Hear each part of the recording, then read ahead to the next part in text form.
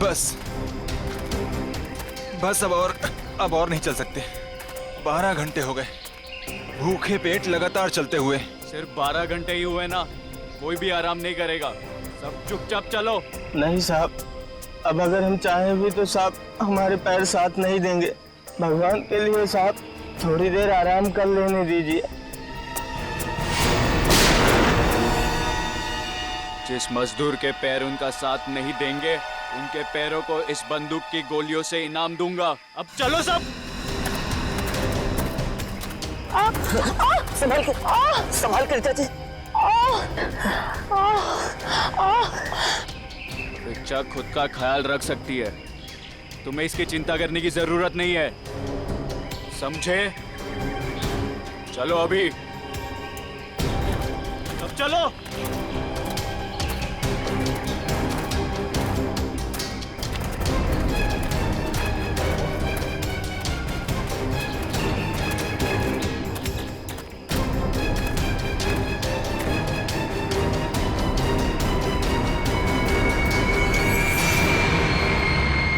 मिल गया।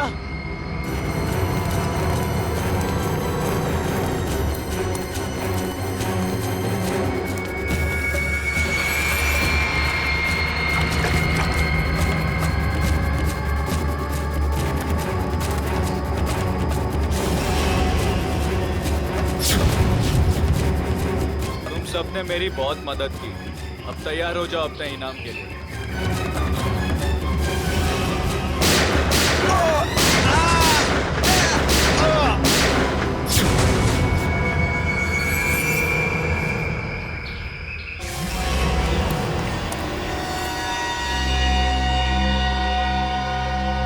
रणबीर, क्या किया तुमने ये? इन्हें इनकी वफादारी का इनाम दे दिया मैंने। ये कैसा इनाम है रणबीर? अब तुम दोनों को तुम्हारी बेवफाई की सजा दूंगा।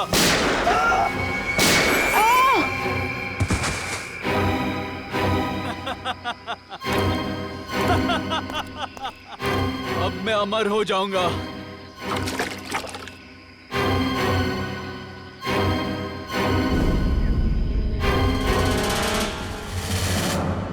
धन्यवाद दोस्तों आप सबका जो अपना कीमती वक्त निकाल कर यहाँ आए और दिल खोलकर सामान खरीद कर इस नीलामी को कामयाब बनाए।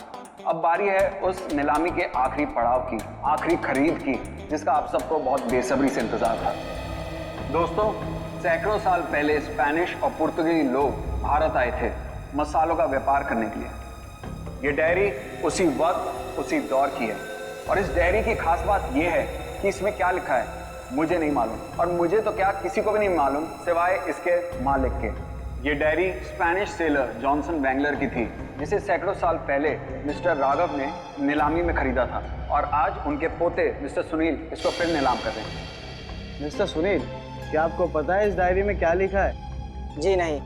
तो फिर ये ऐतिहासिक डायरी आप नीलाम क्यों करना चाहते हैं? इसे पढ़ क्यों नहीं लेते? मुझे कोई फर्क नहीं पड़ता कि डायरी में क्या लिखा है और क्या नहीं, मुझे बस पैसा चाहिए, सिर्फ और सिर्फ पैसा। तो नीलामी शुरू की जाए। नीलामी शुरू करते हैं 10 लाख रुपयों से। 20 लाख। 20 लाख। और कोई? 30 लाख। 30 लाख। वाह साहब, और आपसे ज्यादा कोई है? 30 लाख से ज्यादा? 40 लाख। 40 लाख। 50 लाख। अरे वाह, ये हुई असली कदरदानों वाली बात। कोई और है जो 50 लाख से ज्यादा की बोली लगाएगा? 50 लाख एक, 50 लाख दो, 1 करोड़। वाह साहब, इसे कहते हैं असली कदरदान, जो लाखों की चीज करोड़ों तक पहुंचा दे। 1 करोड़ एक, 1 करोड़ दो, अरे 1 करोड़ तीन। 1 करोड़ का चेक मैंने पहले ही आपके ऑफिस में जमा कर दिया है। ये डायरी अगले 1 घंटे में मेरे घर पहुंच जानी चाहिए।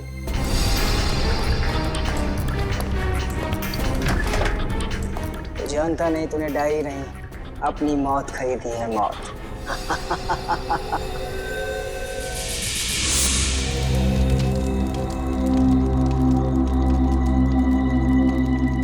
ओह नो, मेरा पानी खत्म हो गया। गाइस, तुम लोग पास पानी है क्या? अरे यार, मेरा पानी तो शाम को ही खत्म हो गया था। अरे तो बताना था ना, ढाबे पे भर लेते। ऐसे ही सो जाओ ना यार, कल सुबह तक की तो बात है। यार प्यासे रहता हूँ, मुझे डरावने सपने आते हैं। अनिकेत, ये डरावने सपने और प्यास का क्या कनेक्शन है भाई दबे? पता नहीं, पर मुझे पानी पीना है यार। तू सुधरेगा नहीं, सो जा।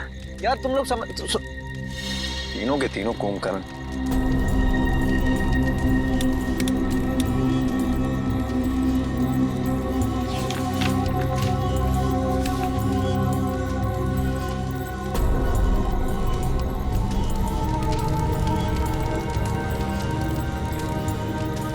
इस नक्शे के हिसाब से तालाब करीब आधे किलोमीटर दूर पे है।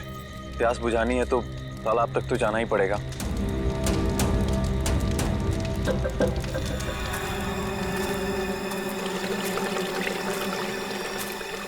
ये पानी की आवाज आ रही है, लगता है तालाब कहीं आसपास में ही है। और ये नक्शा भी यही बता रहा है कि तालाब पास में है।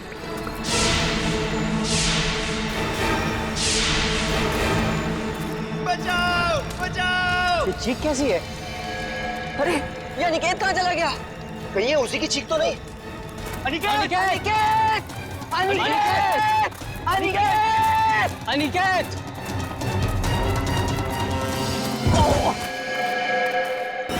अनिकेत! कहीं ये मर गया। क्या? कौन है? ये कौन मारा है? भागो भागो भागो भागो यार भागो।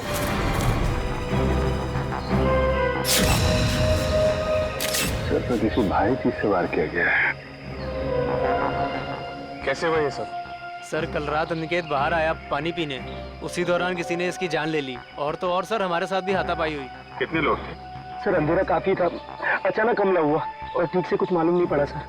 सर हमारा एक साथी पूरब भी अब कल रात से नहीं मिल रहा। कल रात वो हमसे बिछड़ गया और मुझे तो डर है कि कहीं अनिकेत की तरह उन लोगों ने पूरब को भी। घबराओ नहीं, हम लोग पूरा को जल्दी ढूंढ लेंगे। चलो ढूंढो, देखो कुछ मिलता है क्या।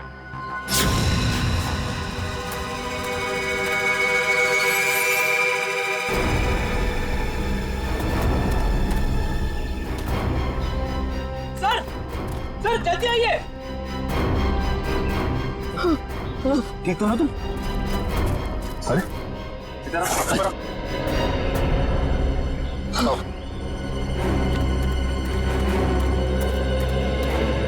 सुनिए, यस सर। प्लीज इधर आइए।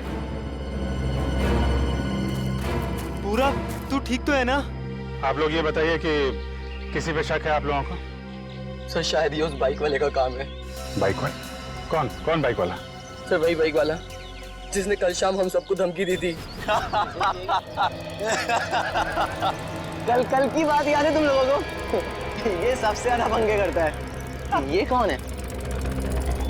क्या बात है बॉस, कुछ चाहिए क्या? हाँ चाहिए, मुझे चाहिए कि तुम सब लोग सुरक्षित रहो। सुरक्षित? ये इलाका बहुत खतरनाक है, अपने अपने घर लौट जाओ, उसी में तुम सबकी भलाई है। तू हमें धमकी दे रहा है?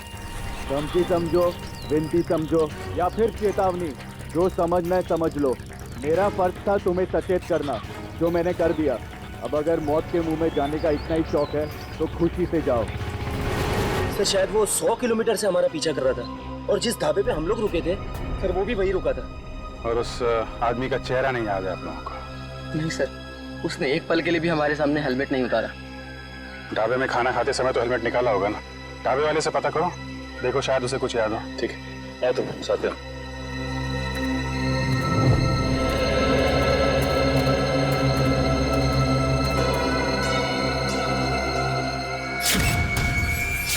खून? खून की बूंद? मतलब कोई जख्मी आदमी भागा यहाँ से। सर लेकिन खून बहुत ज्यादा नहीं है, जो भी है उसे ज्यादा चोट नहीं होगी। सर ये देखिए, घसीटने के निशान हैं। मतलब उन दोस्तों के अलावा कोई और आदमी भी था जिसको उन मुजरिमों ने मारा और फिर उसे घसीटते हुए यहाँ से ले गए। सर ये रास्ता तो सीधा मेन रोड की तरफ जाता है। इसका मतलब जो भी गुनहगार था उसे इस जंगल और रास्ते का पूरा ज्ञान था। हाँ, तभी तो रात के अंधेरे में भी यहाँ पहुँचने में कोई गलती नहीं की उन लोगों ने। ये टायर के निशान, ये तो किसी बड़ी गाड़ी के लगते हैं।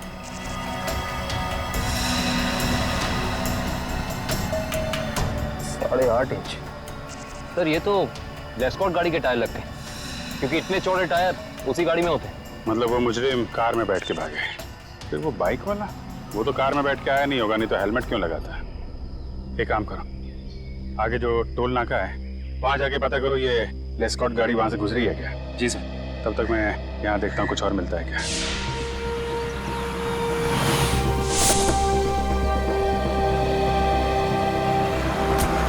यही है वो ढाबा जहाँ मैं और मेरे दोस्त खाना खाने के लिए रुके थे। अरे आइए आइए सर जी, बैठिए। गर्मा गर्म दाल मखनी बनाई है, लगा दूं 5 प्लेट है मक्खन मार के।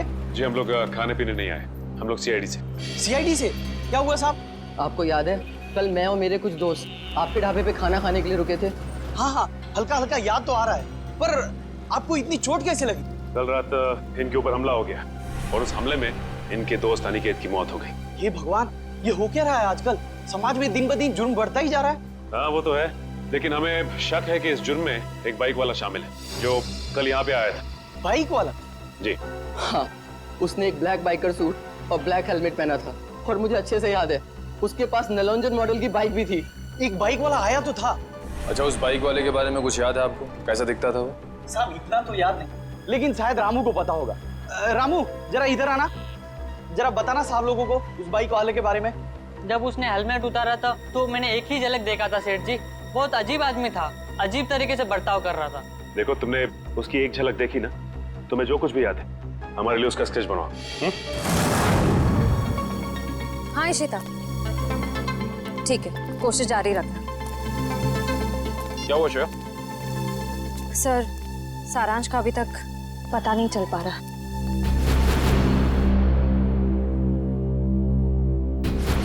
हमें सारांश जरूर मिल जाएगा। अगर वो गाड़ी इस रास्ते से गई है तो इस टोल नाके से जरूर गुजरी होगी। सही कह रहे हैं। अरे भाई साहब, यहाँ कल रात में 3 बजे के आसपास कोई लेस्कॉट गाड़ी निकली है यहाँ से? पता नहीं सर, मेरी तो दिन की शिफ्ट होती है, रात की शिफ्ट वाला शाम को आएगा। भाई साहब, ये जो सीसीटीवी कैमरा लगा है ये तो 24 घंटे ऑन रहता है ना? जी हाँ सर। इसकी फुटेज देख सकते हैं? फिर आप? हम लोग सीआईडी से। हाँ हाँ, देख सकते हैं। आइए।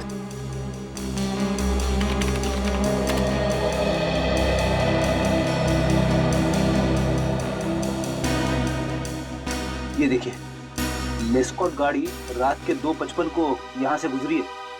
लगती तो वही गाड़ी है, जरा रिवाइंड करिए। एक मिनट पॉज कीजिए।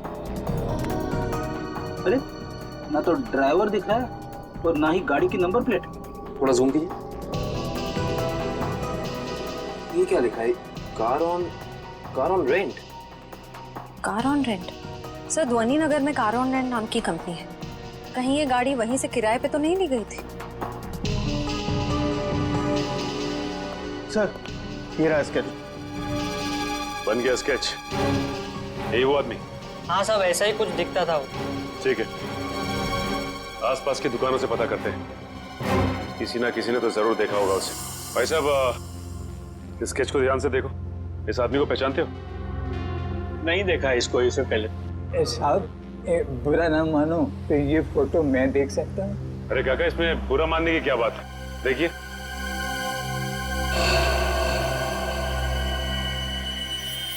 ये कैसे हो सकता है? नहीं, ये नहीं हो सकता, ये नहीं हो सकता, असंभव, असंभव। अरे काका, क्या नहीं हो सकता? क्या संभव है? ये नहीं हो सकता, रणवीर वापस नहीं आ सकता। काका, इस आदमी का नाम रणवीर है? हाँ, मैं उसे अच्छी तरह जानता हूँ, कभी नहीं भूल सकता उसे। काका, इस आदमी के बारे में आप जो कुछ भी जानते हैं प्लीज हमें बताइए।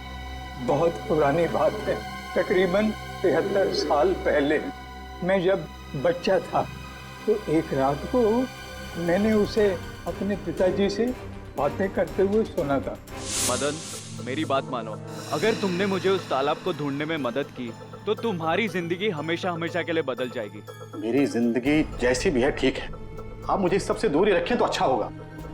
देखो, इस इलाके से जितनी अच्छी तरह तुम परिचित हो वैसा इस गांव में कोई नहीं है। इनकार मत करो, तुम ही मुझे मेरी मंजिल तक पहुंचा सकते हो। ये सिर्फ मेरा सपना ही नहीं, मेरा जुनून भी है। बहुत ही गलत जुनून चुना है आपने रणवीर जी। अगर आप प्रकृति के नियमों के खिलाफ जाएंगे तो प्रकृति आपको कहीं का नहीं छोड़ेगी। वो जगह शापित है, शापित। ना जाने कितने लोगों की जान ले चुकी है। भूल जाए अपने सपने को।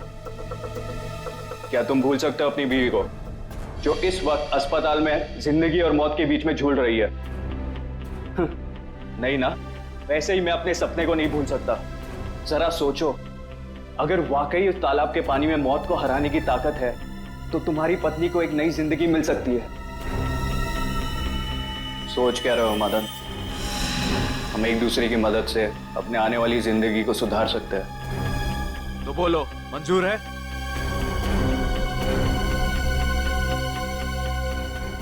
ये कैसे हो सकता है काका? आपके कहने के मुताबिक आज से 73 साल पहले यानी कि 1941 में ये आदमी जैसा दिखता था आदमी वैसा ही दिखता है। हाँ, तभी तो मैंने कहा था असंभव, ये अजूबा कैसे हो सकता है? और इसी की वजह से तो मैंने अपने पिताजी को खोया था। इसकी वजह से आपने अपने पिता को खोया? हाँ, ये मेरे पिताजी को बहकाकर एक तालाब पे लेकर गए थे। बोले उस तालाब का पानी पीने से आदमी हमेशा के लिए अमर हो जाता है और उसकी उम्र आगे बढ़ने से रुक जाती है।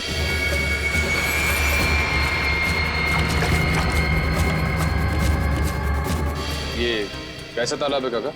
मेरे पिताजी तो वापस नहीं आए, शायद उसे वो चमत्कारी तालाब मिल गया होगा और उसी की वजह से आज तक 73 साल पहले जैसा अभी तक वैसे का वैसा ही दिखाई दे रहा है। काका ये कैसी बातें कर रहे हैं आप? ये सारी बातें किस्से कहानियों में होती हैं, असल जिंदगी में इनका कोई लेना देना नहीं, समझे? बिना आग के कभी धुआं नहीं उठता बेटा। तुम भले ही ना मानो, लेकिन उस तालाब के पानी में कोई शक्ति है जो मौत को भी पराजित कर सकती है। सर पूरा जंगल छान मारा लेकिन कोई सुराग नहीं मिला। एक मिनट वो देखो, ऐसा लगता है यहाँ हाल फिलहाल में ही खुदाई हुई है। तो देखो कैसा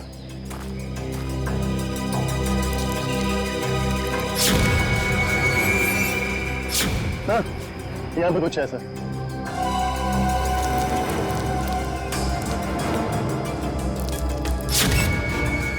माय गॉड, ये तो सालों पुराना कंकाल लगता है। सर मुजरिम लाशों को जंगल में दफनाते थे ये तो पता था, पर पहली बार मुजरिम इतना सालों पुराना कंकाल जंगल में दफनाने आए।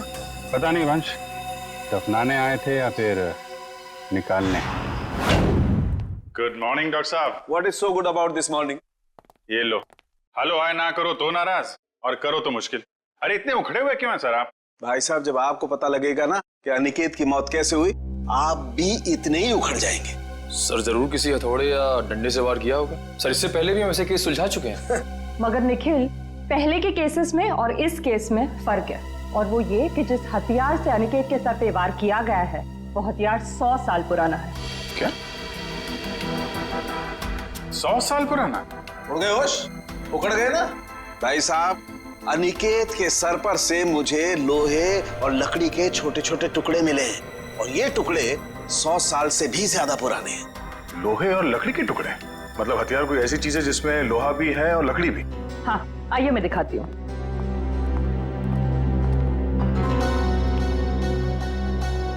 ये देखिए, कुछ इस तरह। मगर सर इतना पुराना हथियार खूनी के हाथ लगा कहाँ से? शायद दादा परदादा के जमाने से घर पे रखा होगा, अब निकाला है काम के लिए। और अगर मैं कहूँ कि ये कंकाल जो आप लोग लेके आए हैं, ये कंकाल भी 100 साल से ज्यादा पुराना है, तो मतलब कितना पुराना है ये कंकाल? जिस तरह वो हथियार 100 साल पुराना है, ठीक उसी तरह ये कंकाल भी 100 साल पुराना है। मतलब ये मरने वाला भी अंग्रेजों के जमाने का है? अंग्रेजों के जमाने का नहीं है, अंग्रेज ही है। जी हाँ, इसकी हड्डियां हमें ये बताती है कि ये शख्स कोई यूरोपियन है, एशियन नहीं है। 100 साल पुराना हथियार और 100 साल पुराना मुर्दा, वो भी विदेशी। आज के जमाने में किसी को इसमें क्या दिलचस्पी हो सकती है? इस फोटो को ध्यान से देखिए। ये सफेद रंग की लेस्कॉट गाड़ी आप ही के यहाँ से किराए पे ली गई थी? माफ कीजिए सर, इस फोटो में कार की नंबर प्लेट नहीं दिख रही है, इसलिए बता पाना मुश्किल है कि कार किसने किराए पर ली थी। अरे भाई कमाल करते हैं आप, है तो आप ही की कंपनी की गाड़ी ना, नंबर प्लेट ना सही कुछ और देख के पहचान लीजिए। सर 100 से ज्यादा गाड़ियां हैं हमारी कंपनी में और इसी मॉडल इसी रंग की करीब 20 गाड़ियां हैं। सर इस तरह बता पाना मुमकिन नहीं है। तो आप एक काम कीजिए, आप हमें ये बताइए कि ऐसी सफेद रंग की लेस्कॉट गाड़ी कितने लोगों ने पिछले एक हफ्ते में किराए पे ली है यहाँ से? 1 मिनट सर।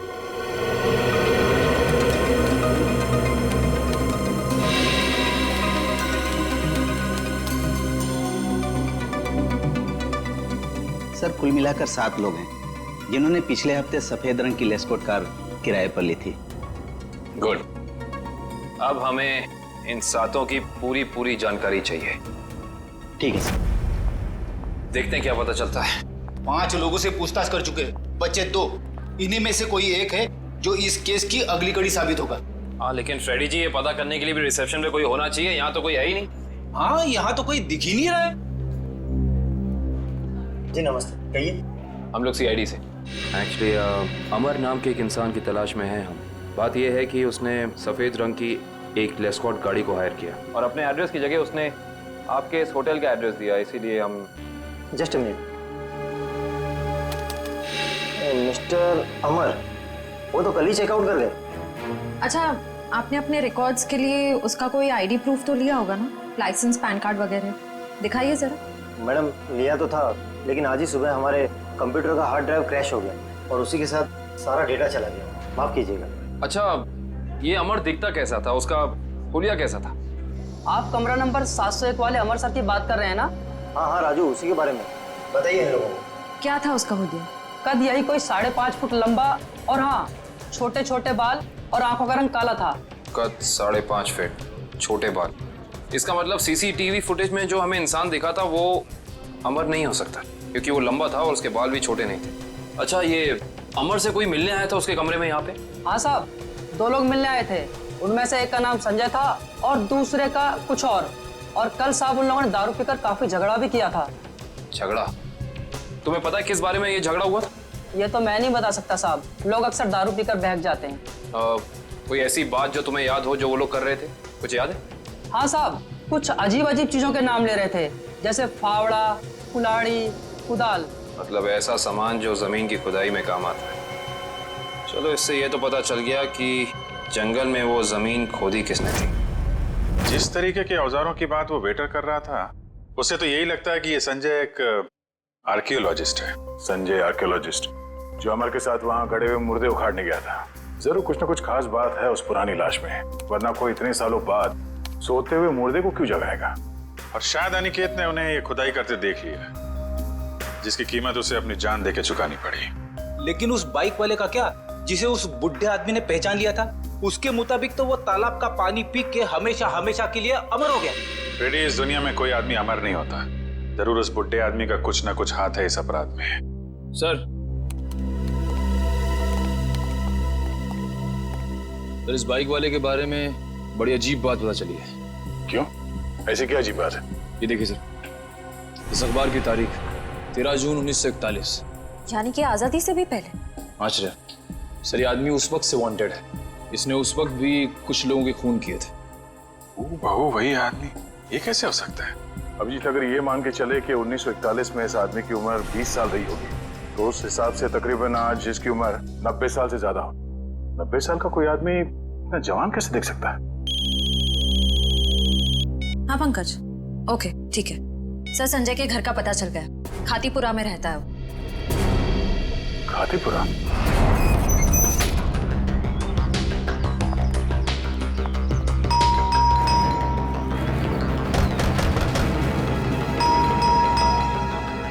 लगता है संजय को हमारे यहाँ आने की खबर लग गई होगी, इसीलिए भाग गया होगा। भाग कर जाएगा कहाँ?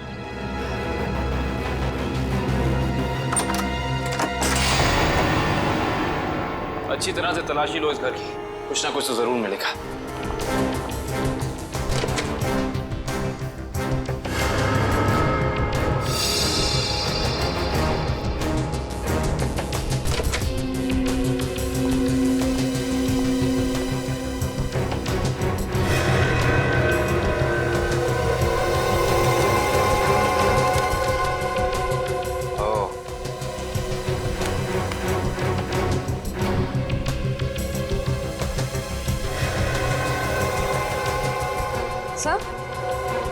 आश्रया, सर ये देखिए, संजय का पासपोर्ट।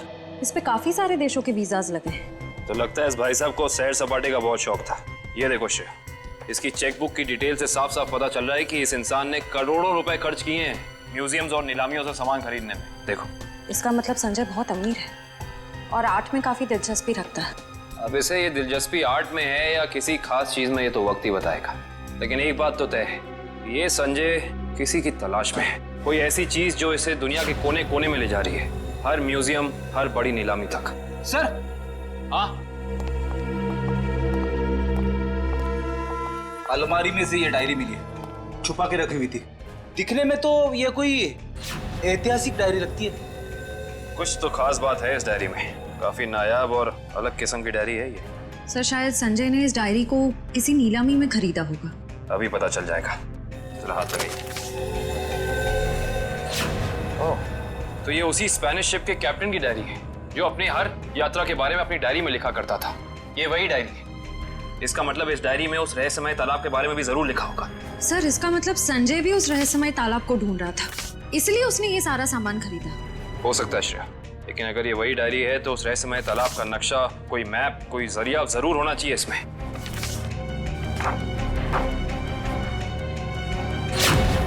कमाल है, इस डायरी में तो ऐसा कुछ भी नहीं है, कोई नक्शा, कोई जरिया, कोई रास्ता, कुछ नहीं। लेकिन इससे एक बात तो तय हो गई कि इस रहस्यमय तालाब को ढूंढने में दोनों अमर और संजय साथ मिलकर काम कर रहे थे। इसका मतलब हमें इस कमरे में कुछ ना कुछ जरूर मिलेगा। छानबीन करो।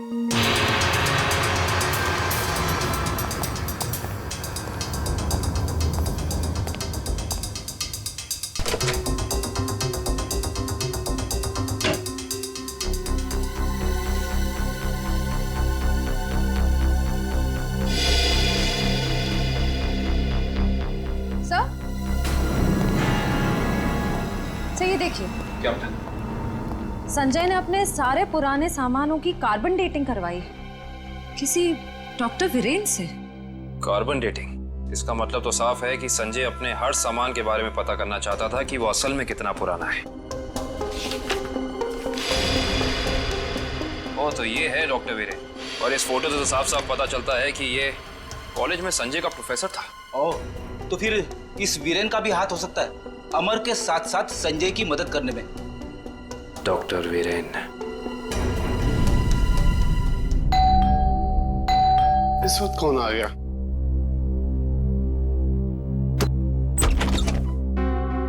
आप लोग? हम लोग सीआईडी से, डॉक्टर वीरेन से मिलना है। अभी बुला था सर। आप लोग बैंक से आए ना? नहीं साहब, ये सीआईडी से आए सर। सीआईडी? इसे पहचानते हैं आप? जी नहीं। किसने मारा इसे? हमें पता होता तो अब तक मुजरिम सलाखों के पीछे होता।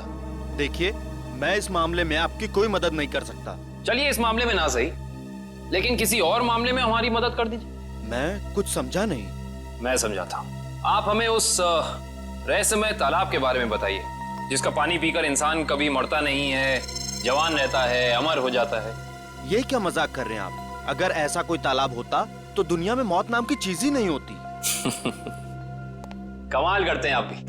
हमें तो लगा कि आपके स्टूडेंट संजय ने आपको सब कुछ बताया होगा, लेकिन उसने आपको तालाब के बारे में कुछ नहीं बताया लगता है। संजय? तो आप संजय को जानते हैं? सिर्फ जानते ही नहीं, उसके घर होकर आ रहे हैं, जहाँ हमें पता चला है कि वो अपनी हर पुरानी चीज की कार्बन डेटिंग डॉक्टर वीरेन से कराता है, यानी कि आप। देखिए, संजय एक आर्कोलॉजिस्ट है और ये तो उसके एक काम का हिस्सा है। हिस्सा? हिस्से से याद आया कि आपके हिस्से की कॉफी ठंडी हो रही है डॉक्टर साहब, पी लीजिए। ठंडी कॉफी पीने में कोई मजा नहीं है। वैसे ये कॉफी का दूसरा कप किसके लिए? इस घर में और भी कोई है क्या? हाँ साहब, अभी तुम जाओ।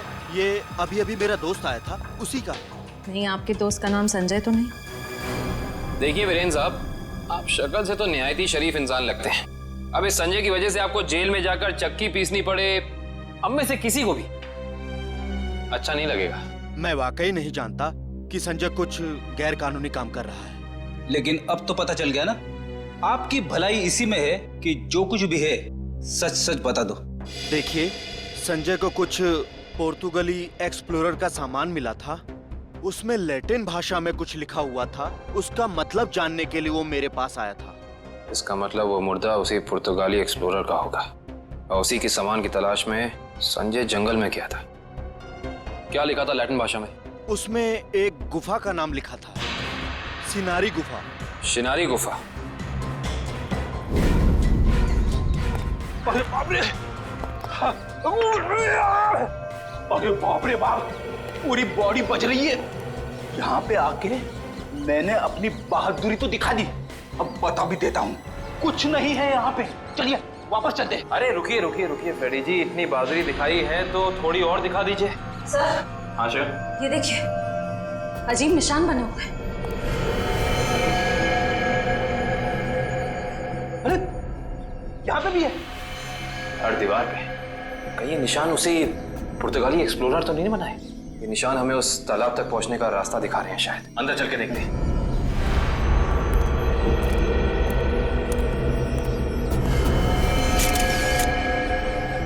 दो लाशें।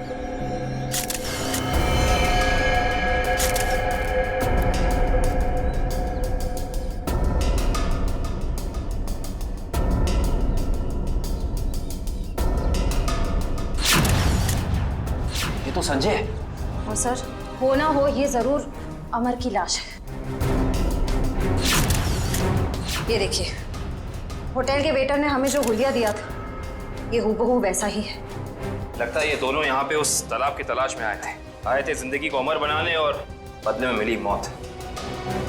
है कौन वो आदमी जो तालाब की खोज करने वाले लोगों का खून कर रहा है? जरूर कोई ऐसा है फ्रेडी जी जो नहीं चाहता कि उसके अलावा इस तालाब के बारे में किसी और को पता चले। सर, हो ना हो ये काम जरूर रणवीर का ही होगा, क्योंकि जब संजय खुदाई कर रहा था तब रणवीर भी वहां मौजूद था। सर, हाँ, यहाँ पे जूतों के निशान है। ये देखिए, अलग अलग जूतों के निशान दिख रहे हैं। कम से कम 5 लोगों के होंगे। सही कह रहे हैं आप। 2 तो अमर और संजय के होंगे, 1 रणवीर का, बाकी 2 निशान। इसका मतलब साफ है, इस गुनाह में 2 और लोग शामिल हैं, लेकिन कौन? सिंबल्स को देख के लगता है कि ये हमें उस चमत्कारी तालाब का रास्ता बता रहे हैं। न जाने कितने साल पहले बनाए गए होंगे ये निशान, तालाब की तलाश में। और इन निशानों के अंदर ही वो चाबी छुपी है जिससे हम इस केस का ताला खोल सकते हैं। अरे सर, ये तो एक टापू बन गया। और इसके बीचों बीच में है ये तालाब। मगर सर, ये टापू है कहाँ पे और हम यहाँ तक पहुंचेंगे कैसे? इसका पता चल जाएगा निखिल, अगर हम इन निशानों की भाषा समझ पाए, उनको अक्षरों में बदलेंगे तो पता चलेगा। सर, इस तरह के निशान मैंने पजल्स की किताबों में देखे हैं। अब पजल के साथ हायरोग्लाइफिक अल्फाबेट बुक भी आती है ना? हाँ सर। वंश, जल्दी से जाकर वो किताब लेके आओ। Okay sir.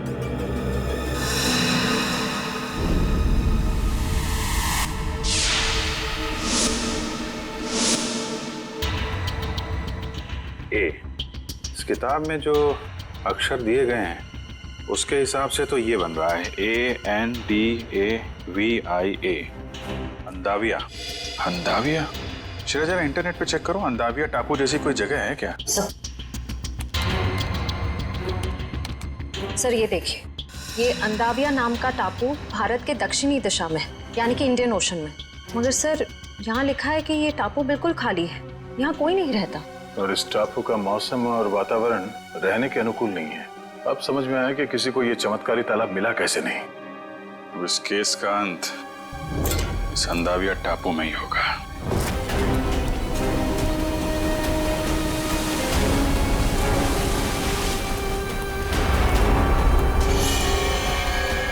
वहां पे देखो, वहां पे कुछ है। तो लगता है किसी ने आग जला के कैंप फायर किया है। वही लोग होंगे जो तालाब की तलाश में यहाँ पे आए थे।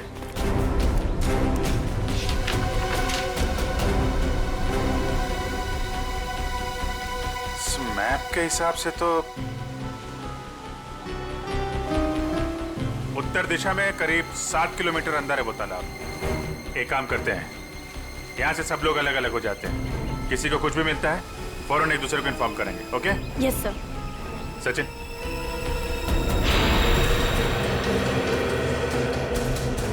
ये देखिए सर, जगह जगह पेड़ों पे कुल्हाड़ी के निशान। जो लोग तालाब की तलाश में इधर गए होंगे ना, उन लोगों ने लगाया होगा रास्ता पहचानने के लिए। ओह माय गॉड, कंकाल।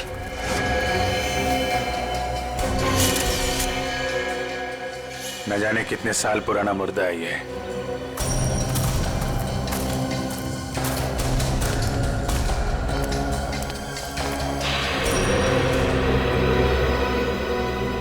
धुआं अभी भी निकल रहा है। आग जले शायद ज्यादा देर नहीं हुई अभी। एक और कंकाल सर।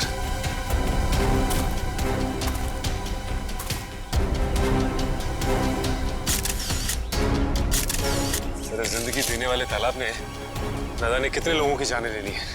जिंदगी तालाब नहीं ले रहा है सचिन, कोई इंसान ले रहा है जिसका कोई ना कोई राज जुड़ा है उस तालाब के साथ। और न जाने कितने कंकाल देखने को मिलेंगे। ये तो ट्रैप है, कोई आ रहा है।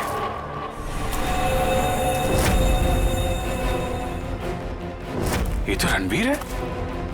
रणवीर,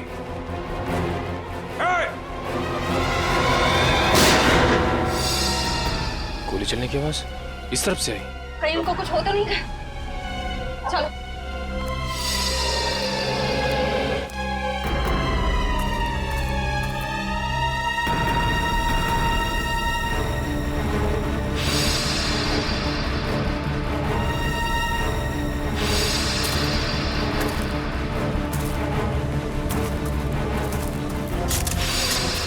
घबराइए मत, मैं आप पे गोली नहीं, मैंने इस पे चलाई थी जो आपको मारना चाहता था।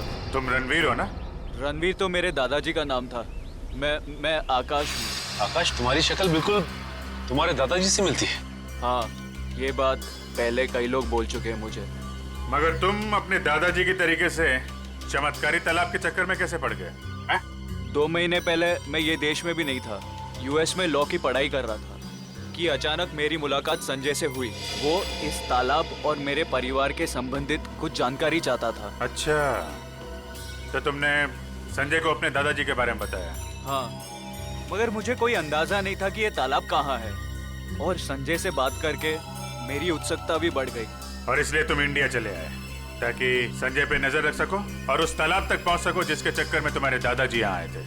हाँ, और इस राज तक भी पहुंच सकूं कि मेरे दादाजी उस तालाब के तलाश से वापस लौटे क्यों नहीं। अच्छा, क्या संजय को वाकई लगता था कि उस तालाब में कोई चमत्कारी शक्ति? नहीं, वो चमत्कारी शक्ति के पीछे नहीं था सर, वो खजाने के पीछे था जो अंग्रेजों के जमाने से वहाँ पे दबा पड़ा है। किस खजाने की बात कर रहे थे? सालों पहले स्पेन देश से एक ट्रेजर शिप आई थी इस टापू पर तालाब की तलाश में। अच्छा, उस शिप के कप्तान की डायरी संजय के घर से मिली थी ना? हाँ, उसी डायरी से उसे खजाने के बारे में पता चला और कुछ महीनों बाद वो शिप समुंदर में डूब गई। मगर शिप में जो खजाना था वो गोताखोरों को नीचे नहीं मिला। मतलब उस शिप के किसी आदमी ने शिप डूबने से पहले उस खजाने को यहीं इस टापू में कहीं छुपा दिया है। हाँ, और संजय को उस खजाने की तलाश थी, ना कि किसी चमत्कारी पानी की। सर, आप लोग ठीक तो है ना?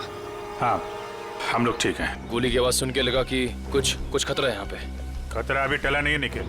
कुछ लोग हैं यहाँ जो खजाने की तलाश में मरने मारने पे उतारू हो गए हैं। सर, तालाब तो मिल गया लेकिन ये तो सूखा हुआ है। लोगों को अमर बनाने वाला तालाब आज वही सूख गया है।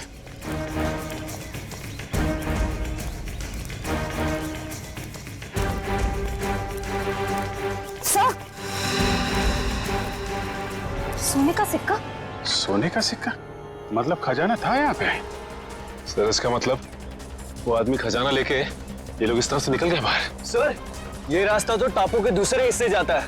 मैं भी वहीं से आया था और उन लोगों की नाव भी वहीं पे थी। टापू की दूसरी तरफ? हाँ, रोकना होगा उन्हें। जल्दी आओ तुम लोग, आ जाओ आ जाओ।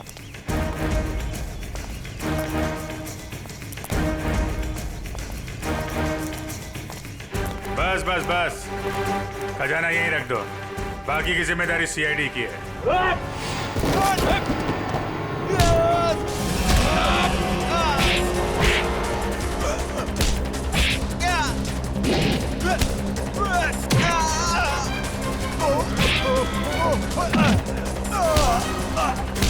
Oh!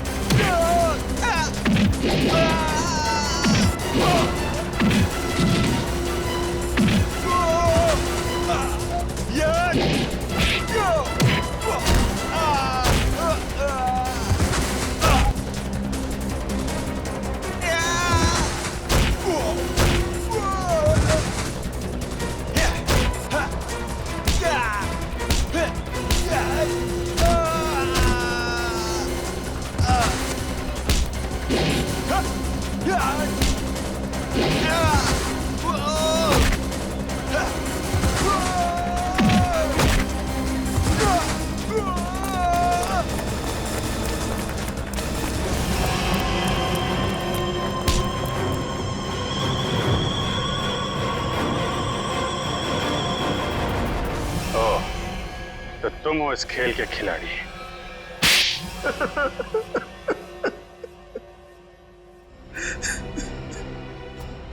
हाँ, मैंने ही मारा है अमर को, संजय को और अनिकेत को भी। मगर तुम्हें संजय और अमर के प्लान के बारे में पता कैसे चला? उस दिन जब होटल के बाहर में वो लोग बात कर रहे थे, मैंने उन दोनों की सारी बातें सुन ली थी। हम बहुत जल्द खजाने तक पहुंचने वाले हैं, फिर हम बेशुमार दौलत के मालिक हो जाएंगे।